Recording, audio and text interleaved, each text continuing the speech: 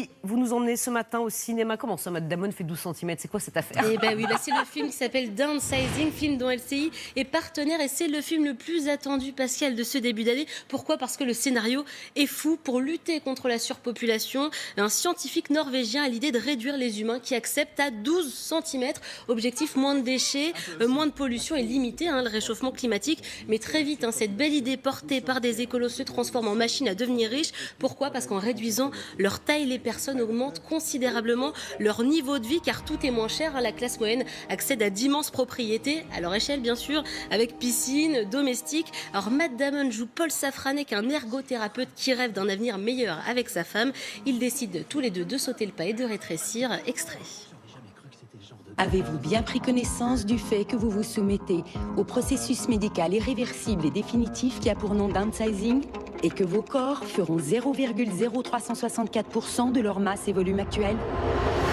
Pas trop stressé? Un peu aussi.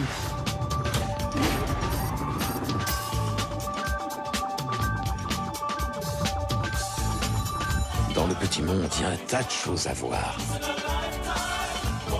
À certains moments, on se croit dans le monde normal, et puis un truc se produit. Oh, c'est pas vrai. Et on se rend compte que non.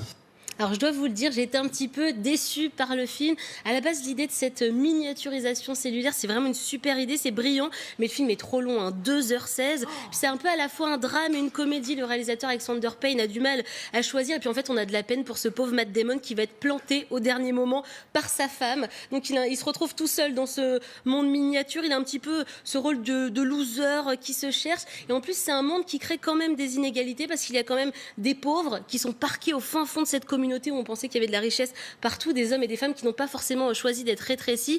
Heureusement, on a cet acteur que vous voyez à l'antenne, Christophe Waltz, qu'on a vu dans Django Unchained et Inglourious Basterds, qui apporte beaucoup d'humour, beaucoup de légèreté à cette comédie. Il joue un petit peu le playboy serbe, le voisin de Matt Damon, qui est un homme qui adore faire la fête et qui s'enrichit en faisant un trafic de produits de luxe. Donc ça, c'est pas mal. Autre point positif, c'est quand même un film qui, dans le fond, critique l'être humain, qui arrive à faire rater une idée qui était pas si mauvaise à la base. Alors ce film nous pousse à nous remettre, nous tous, en question. C'est ce que pense Matt Damon.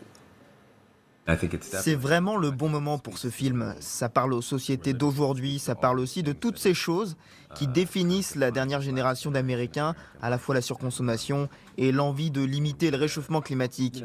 L'avantage avec la satire, c'est que ce n'est pas que du premier degré. C'est un film drôle, oui, mais vous pouvez creuser un peu plus. Et le fait qu'on obtienne l'accord de Paramount pour financer le film, alors que c'est loin d'être un film ordinaire, ça a vraiment été une grande fierté. En résumé, Downsizing, c'est un film ambitieux avec des passages assez savoureux, mais j'attendais un petit peu plus. Ça sort demain, allez vous faire votre propre avis. Oui, c'est vrai. On va se faire notre propre opinion. Benjamin a l'air très tenté.